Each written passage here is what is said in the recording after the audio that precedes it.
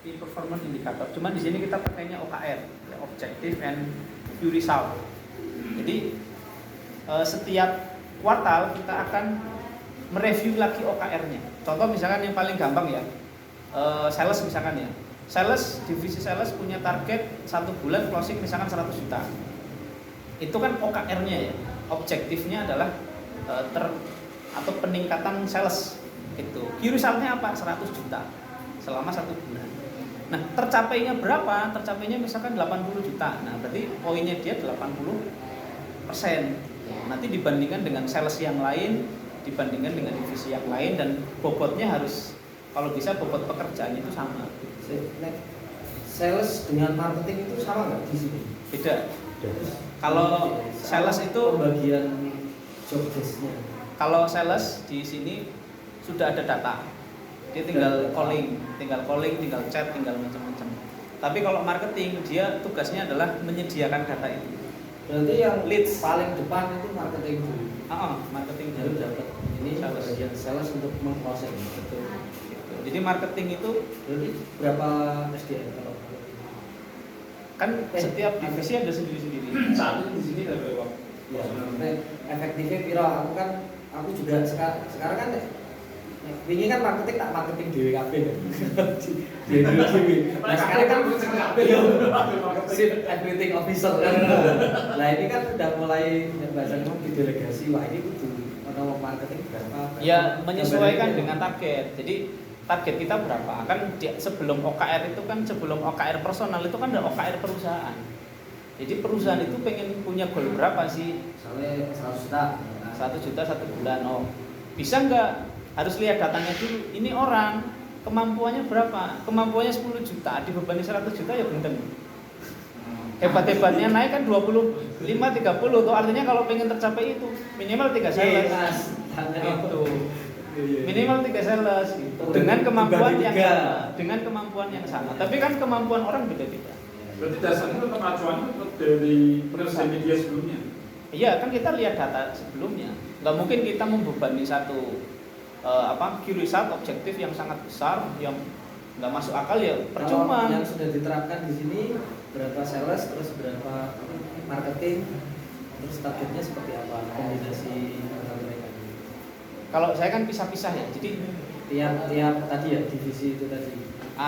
Jadi sebelum di situ, di sini tuh membagi, makanya divisi ini isinya tuh dikit-dikit mas. MSCH itu cuma berapa? 8 orang. Banyak 8 orang. Jadi kita 8 Oh, orang tok gitu. Yang baru makin mahir itu 3 orang. Masih baru. Ada tambahan, kebetulan ada PKL, jadi perannya masih dibagi gitu kan. Kayak Muslim Life karena emang kadungannya ini settingannya banyak, itu 15 orang yang masuk gitu. Nah, di situ sebetulnya ada bisnis proses yang gimana dengan yang hitung duit, akuntansi, gimana yang HR dan segala macam. Makanya finance sama HR kita jadikan satu divisi sendiri, namanya divisi unit pengendali.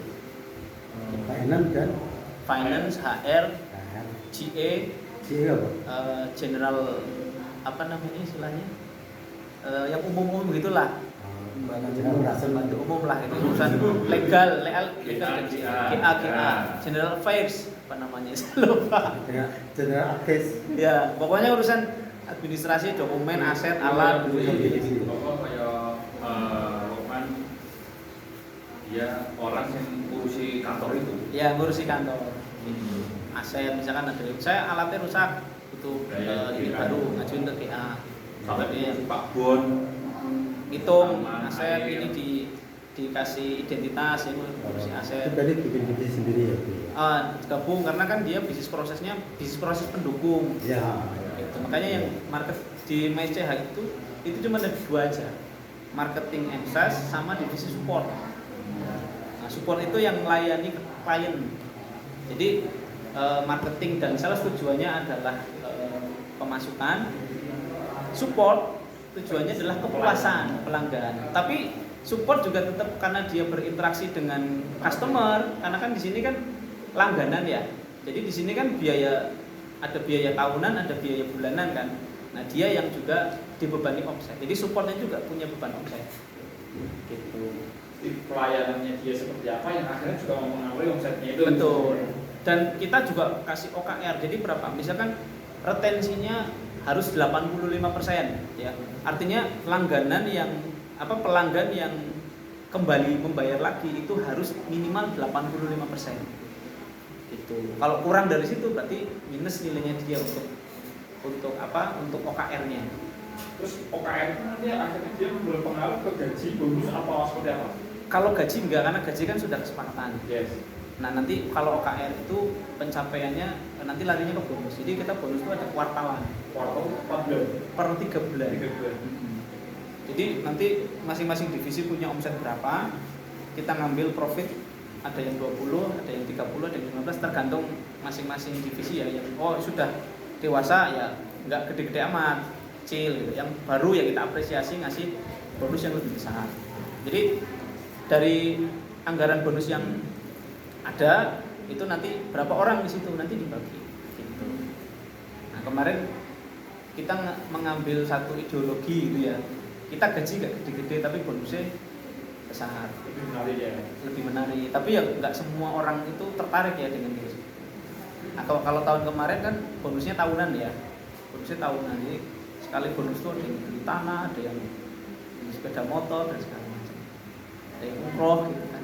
Nah sekarang coba kita pakai pendekatan yang lebih agile. Gimana kalau kita buat per 3 bulan supaya orang terpacu untuk meningkatkan performa. Nah performa ini juga untuk mengukur ya, sebetulnya kan untuk mengukur kan karyawan kan ada yang kontrak, ada yang training, ada yang tetap gitu. Nah yang kontrak ini ya mohon maaf kalau performamu di bawah rata-rata tidak sesuai target ya kita nggak bisa lanjut lagi.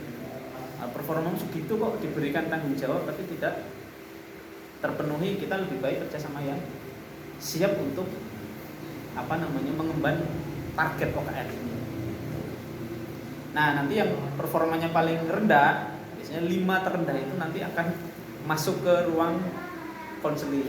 Kenapa sih kok performanya rendah? Ada masalah apa? Ini kita HR turun tangan untuk konseling. Ada masalah keluarga, ada masalah ini dan segala macam. Jadi tetap istilahnya memberikan ruang mereka untuk bersuara. Masalah yang top 5 kita kasih challenge yang lebih besar di kuartal berikutnya, besok bobotnya tak naikkan ya. Bobotnya tak naikkan, nanti bonusnya tak naikkan. Kalau gaji kan memang sudah kontrak ya, setiap tahun kan kita review, pokoknya sebulan minimal dapat segini. Gitu. Kalau pengen lebih, performanya yang bagus. Gitu. Kalau performanya bagus dipertahankan, nanti bisa naik jabatan, promosi, ya jadi direktur gitu. Jadi objektif leadership itu adalah objektif leadership itu adalah mencari orang yang terbaik ya, yang bisa bekerja di bawah kita kan begitu ya. Salah satu tujuannya leadership kan orang yang bekerja di bawah kita harus lebih pintar dari kita. Kalau tidak lebih pintar, lebih baik handle sendiri kan gitu. Dan seringan-ringannya tadi kalau ditanya kan ada reward, ada punishment. Seringan-ringannya, sekecil-kecilnya reward kan terima kasih ya kan. Sebaik-baiknya reward itu adalah mempromosikan dia untuk menggantikan posisinya. Makanya saya di sesi sekarang pun juga besok siapa yang jadi direktur, saya pengganti, sudah sampaikan siapkan dirimu, pantaskan diri. Karena saya sudah ngomong saya maksimal usia 40 tahun ya, kan 36 ya, 40 tahun saya harus keluar dari sini. Jadi supaya dia juga berakselerasi gitu, meningkatkan kompetensinya. Yang rendah ya seringan-ringannya punishment adalah teguran, tapi seberat-beratnya adalah mempersilahkan dia bekerja di tempat yang lain. Tapi ya dikemas dalam sistem. HR itu kan sebetulnya goalnya itu cuma 2, mempertahankan orang yang terbaik, ya orang yang perform supaya mau terus bekerja di sini sampai mati, ya sampai tua sampai pensiun, dan mengeluarkan yang underperform tetapi tidak pakai emosi gitu. Yang jadi masalah adalah orang terbaik itu pengennya keluar, orang yang jelek pengen bertahan. orang yang jelek pengennya bertahan gitu. Itulah tantangannya di situ ya. Dan itu yang menarik tuh kita menyiapkan startnya dalam artian startnya itu jenjang karir ya, saya lihat ya. jenjang karir yang kita sudah kemas di mana orang itu tertantang untuk bisa naik ke jenjang karir yang selanjutnya gitu ya. Ya, nanti kan ada namanya job grade ya. Nanti tak tunjukin job grade itu apa. Di samping itu nanti ada kompetensi. Jadi di sini itu masing-masing anak itu punya rapot kompetensi mas. Yang buat saya. Gitu. Jadi dia diukur kompetensi itu diukur sama yang pertama rekan kerjanya, yang kedua atasannya langsung, yang ketiga HR sama yang keempat direktur.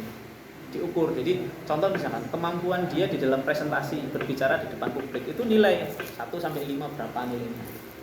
Jadi bahkan sebelum kontrak pun juga kita review, kita nilai. HRG formnya banyak banget, administrasinya banyak banget. Itu makanya kalau pengen mengimplementasikan HR, misalnya Mas Arif kan pengen ya harus siapin orang HR-nya.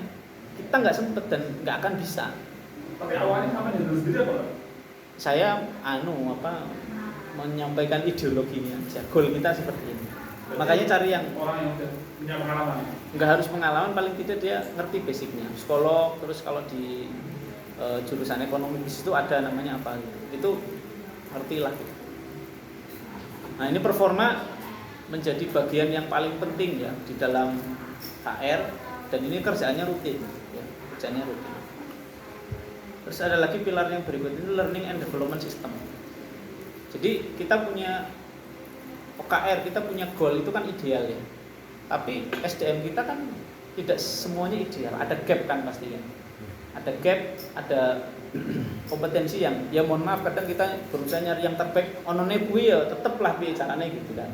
Nah, tugas kita setelah inputan masuk ya di training, di upgrade ya kan supaya dia sesuai dengan level kompetensinya bisa mengemban bobot pekerjaan atau beban pekerjaan yang sudah kita setting di training. Nah, di sini training itu ada 3 ya. Yang pertama training rutin HR, jadi setiap hari Sabtu jam 12 sampai jam 2 ini ruangan berubah, ini diangkatin semua, ini jadi lesehan itu ada sesi namanya HR class.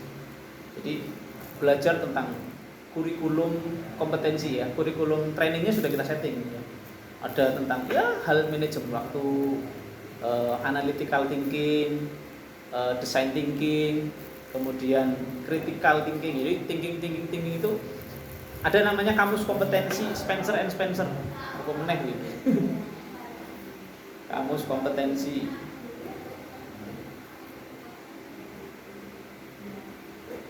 Nah, jadi kompetensi itu ada 3, kompetensi inti, kompetensi fungsional, sama manajerial. Kalau fungsional dia sesuai dengan bidangnya dia, programmer ya kompetensinya programmer. Kalau kompetensi manajerial sesuai dengan level jabatan. Jadi kalau officer itu kemampuannya apa sih, minimal apa? Ya. Kalau manajer kemampuannya apa gitu. Itu berpengaruh banget. Contoh ya, salah satu yang sering saya ikutkan lomba itu Makin Mahir ya, divisi bisnis baru yang sering saya ikutkan lomba. Nah kalau lomba-lomba startup itu biasanya mereka diminta presentasi 1 menit sampai 2 menit untuk menyampaikan bisnisnya dan gimana caranya bisa meyakinkan. Gitu. Kan ada tekniknya kan, teknik komunikasi, membangun apa gimana caranya. Itu kita ajarin. Dan setelah ikut itu gitu ya, bisa juara 2, juara 3, juara 1 belum pernah. Terakhir kemarin juara 2 dapat $5.000 lumayan. Gimana? Gimana? Di Bandung apa namanya, tapi kayak masih di bawah Telkom juga. Itu kita ikutkan lomba pitching online karena kan pandemi ya. Ini presentasi di depan Zoom. Nah, itu kan sangat berpengaruh. Presentasi depan klien, nelpon sesuai dengan posisinya ya. Sama kompetensi inti. Nah, kompetensi itu ini Mas. Ya, ada achievement and motivation ya. Merencanakan dan mengimplementasikan. Nah, itu kita ada di level mana ini gitu. Ini urusannya HR Mas. Banyak nih. Ya, apa nih? Kompetensi proaktif ya. Ini kompetensi inti ya. Artinya apa? Semua karyawan di sini harus punya kompetensi proaktif. Proaktif itu artinya ya punya inisiatif ya. Nah, itu ada materinya, ada teorinya. Nah kalau bisa di HR Class ini ada yang bisa ya di forum HR Class. Tapi kalau nggak bisa nanti kita ngadain event tiap 3 bulan. Tiap 3 bulan kita training. Jadi kita training di hotel atau mungkin kalau nggak di hotel outbound gitu kan. Kemarin kita outbound ya di outbound undang membicara jadi biar nggak jenuh gitu. Atau belajar tentang motivasi mental block misalkan. Kalau kita lomba rafting misalkan. Kita ikutkan rafting ya. Yang tadinya takut berenang gitu. Sekarang mental blocknya di itu training. Nah, yang ketiga training eksternal. Jadi kita memberikan kesempatan sesuai dengan bidangnya ya. Jadi bidangnya apa? Bidangnya programmer misalkan, front end. Silakan cari ini kompetensi yang harus dikuasai kan ada ya daftarnya. Kamu masih lemah di mana atau belum ahli di mana? Silakan cari trainingnya, ntar perusahaan yang biayai. Itu. Jadi benefitnya nggak sekedar gaji tapi juga peningkatan kompetensi gitu. Nah, itu salah satu yang membuat istilahnya ya di sini nggak cuma dapat gaji ya tapi juga kita memanusiakan dengan kita menghargai keilmuannya dia. Gitu. Tapi menurut ya tetap ada yang manusia. Kita ikhtiar lah. Dan spend untuk training lumayan besar Pak. Jadi per orang ya itu rata-rata 5 juta per tahun. Spend untuk training ini. Gitu. Ayo kuliah ya, ayo SPP kuliah ya. Sak semester kan 2,5 juta. Jadi dia kalau bisa ada biaya enggak? Sesuatu yang harus diganti ketika Kalau kontrak ini kalau kontrak 1 tahun minimal ya. Selama dia bekerja sampai 1 tahun itu ya kita istilahnya komitmen. Dia mencederai dengan keluar kita minta ganti. Contoh dia 1 tahun baru 6 bulan. Nah 6 bulannya dia harus bayar ke kita. Perusahaan memecat, perusahaan akan membayar kekurangannya 6 bulan. Perusahaan memecat nih PHK secara sepihak gitu kan. Itu kalau kontrak kan aturannya harus membayar kekurangannya. Tapi direalisasikan enggak. Prakteknya juga gitu.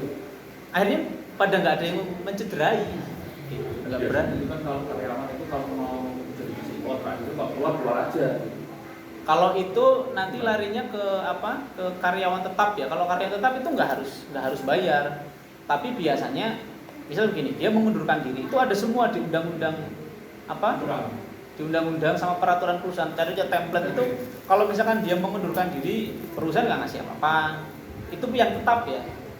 Kalau misalkan perusahaan memecat, lihat berapa tahun dia sudah mengabdi. Nah, itu kan ada di sini sudah mengaplikasikan itu. Iya. Atau kelas kampung ya ini ya. Iya, kampung masih levelnya desa ini. Ya, sudah semacam itu ya. Padahal itu kan harusnya kan di kota-kota besar itu.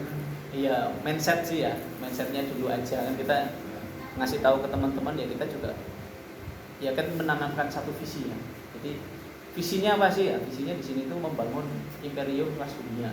Jadi meskipun masih lokal tapi visi kita, cara kita juga harus internasional. Nah, itu yang membuat harapannya sih membuat mereka nyaman. Karena dengan tiap bulan hire itu ya bukan lowongan terus. Lowongan.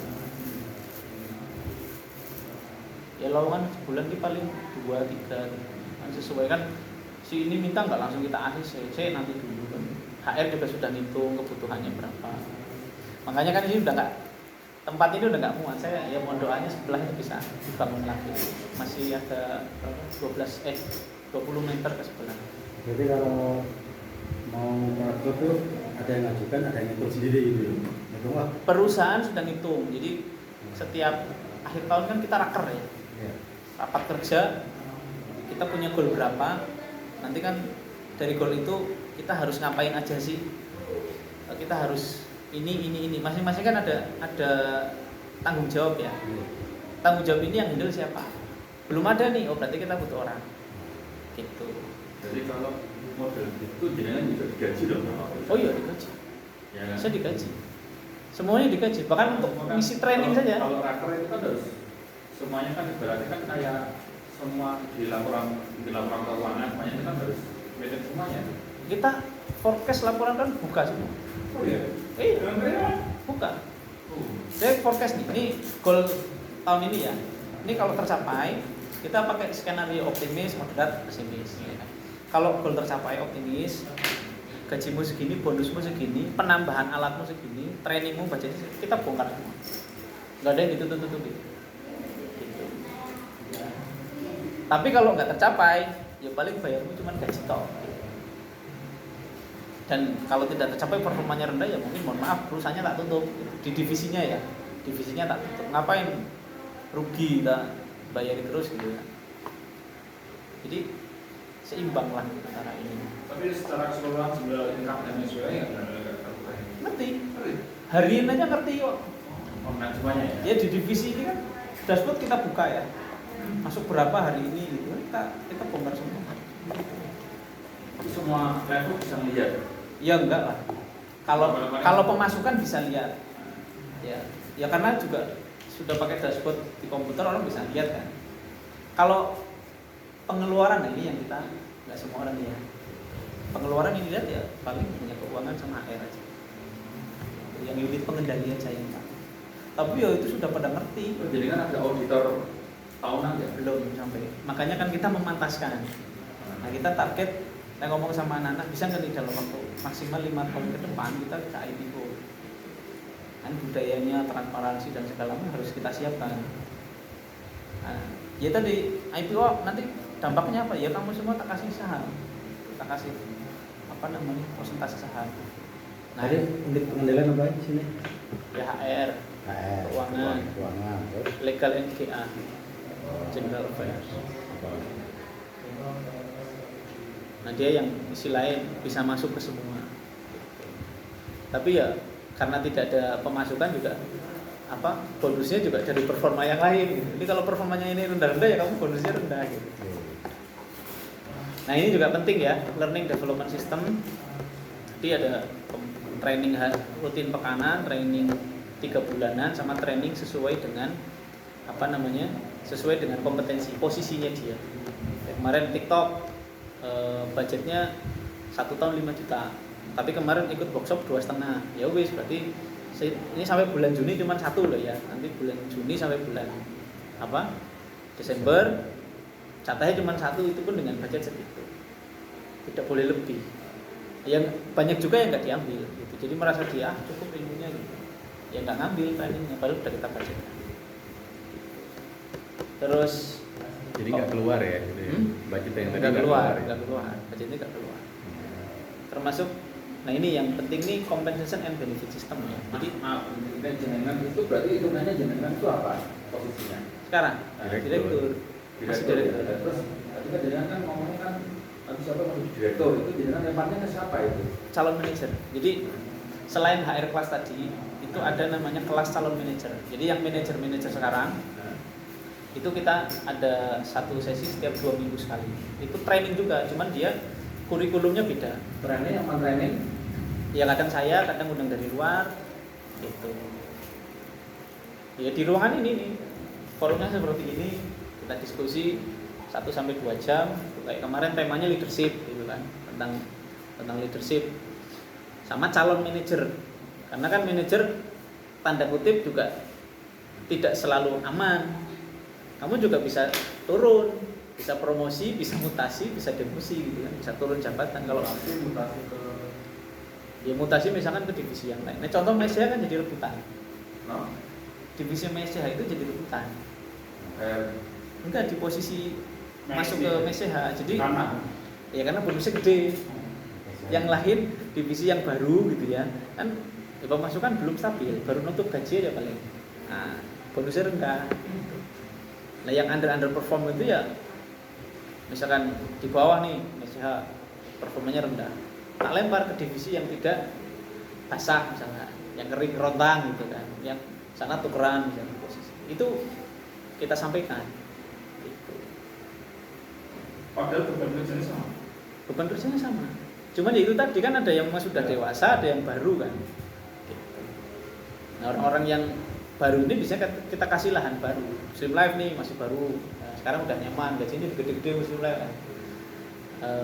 Makin mahir yang baru, ya paling cuma gaji doang. Terus kalau ini mas kan pertama ini kan pusatnya ada laba ya. sebagai owner itu buat dengan apa? Selain gaji tadi. Kalau saya kan sebagai karyawan ya di sini, itu kan ada gaji. Gaji. Ada gaji. Kalau perusahaan, saya sebagai owner itu ngambilnya dividen. Dividen dari laba perusahaan. Dividen dari laba perusahaan. Ya. Besarnya ya sesuai dengan kebutuhan. Apa? Sesuai dengan kebutuhan perusahaan. Perusahaan misalkan lagi pengen invest bangun nih, ya kan butuh dana banyak, ya saya sadar diri nggak ambil banyak, tapi tetap ngambil. Itu tetap ngambil. Karena kan pengalaman yang saya kan juga gajian juga ya. Itu kan juga gajian. Kadang gajian itu kan cuma regularnya aja lah. Buat Ya. kebutuhan sehari-hari Betul. cukup lah. Mungkin kan buat beli mobil atau rumah kan Dari dividen. daya belum ada gitu loh. Saya ngambil dari dividen. Kalau mau beli misalkan beli tanah, beli rumah, saya ngambil dari dividen. Dari dividen ya itu besarannya berapa? Jangan tetapkan besaran atau memang dari Pakai perusahaan? persentase ya. Pakai persentase. Idealnya enggak. Oh nggak tahu ya. Kalau saya kemarin rata-rata 10. Nah, kalau setahu saya, itu mengatakan ya, setahu saya itu di akte nggak ada. Ada kan ada. Ya, akte, Gimana? akte perusahaan. Akte kan ada sesuai dengan persentase. Iya, PT. Tapi kan akte itu kan kesepakatan. Iya. Dividen itu kan kesepakatan. Ya, itu kesepakatan yang. beberapa pihak kan. Nah, Tapi ini kan single owner. Enggak, saya ada yang lain juga. Maksudnya Iya, karyawan kan juga tak kasih yang saham. ownernya. Ownernya saya, tapi ada karyawan yang sudah jadi owner. Oh berarti bilang sah. Iya, ya beberapa yang lama-lama kan terus ada. Tak kasih, ada yang 5%, yang 10%. Berarti ketika dengan ngambil dividen 110%, mereka juga ngambil Iya, dibagi pokoknya dividen sekian, ya kan? pas 1 juta misalkan. 1 juta, misalkan 3 orang masing-masing 33%, ya udah dibagi 3. Gitu. Kalau di laporan pajak kan dividen ada sendiri tuh. Pajaknya 10%, Mas. Gitu. Itu ada ininya sendiri gitu. Dan kita kan juga untuk laporan pajak kan juga ada yang keluar dividen. Ya harus dilatih begitu. Jadi perusahaan itu saya anggap orang lain. Gitu. Misalnya sini PT Bumi Benteng Indonesia itu sudah punya identitas sendiri kan. Dia juga punya hak sebagai orang untuk bertumbuh, ya kan, untuk menjadi baik, ya kan, untuk semakin besar, ya kan. Tapi saya juga orang punya kepentingan kan, kepentingan pribadi dan segala macam. Jadi rekeningnya kita pisah. Saya juga punya kebutuhan pribadi, perusahaan juga punya kebutuhan pribadinya perusahaan, ya kita pisah. Gitu. Jadi sekiranya besok saya mau keluar, berarti kan saya nggak dapat gaji ya, dapatnya cuma dividen. Dividen kan paling cepat 6 bulan sekali di sini. Nggak setiap bulan gitu kan. Nah, terus aset semuanya ini atau bisa Selamanya atau dari ini PT atau perorangan ini? PT. Kalau Kalau di asetnya semuanya atas nama PT atau atas nama ini kan yang bangun saya hitungannya. Cuman menjadi modal PT atas nama saya. Jadi kalau ditanya siapa pemiliknya sekarang PT. Enggak di Tapi atas namanya dia. Atasnya masih saya. Saya belum untuk yang legal itu kalau misalkan itu dinamakan PT saya masih nimbang-nimbang. Ya karena PT kan beda otomatis. Iya, Punya hutang dengan perusahaan apa pihak lain kan yang di perusahaannya. kalau itu kan atas nama jenengan berarti kan nggak bisa di Kalau sekarang ya masih atas nama saya. Cuman secara hitungan-hitungan raca ini sudah masuk ke Perusahaan. asetnya perusahaan. Gitu. Memang ini ya kayak teman yang punya yayasan itu, bayangin ya, yayasan sekolah gedungnya banyak gitu kan. Itu masih atas nama pribadi itu. Karena khawatir kalau nanti atas nama yayasan negara ngambil alih, bisa itu. secara kepentingan dan lain sebagainya. Nah iya, makanya ya udah itu asetnya atas nama pribadi. Ya, kalau jenengan di IPO kan harus jelas. Nah, itu kan bertahap nanti. Saya Iya, pengen itu kan pengalaman saya kalau IPO itu kan harus ada auditor dari cross auditor ya. Betul. Dari memang dan internal sama eksternal auditor. Ya. Dalam jenengan karena itu IPO jenengan kan semua persoalan kan bisa diakses. Harus clear, transparan kan. Ya, masih tahap belajar saya kok.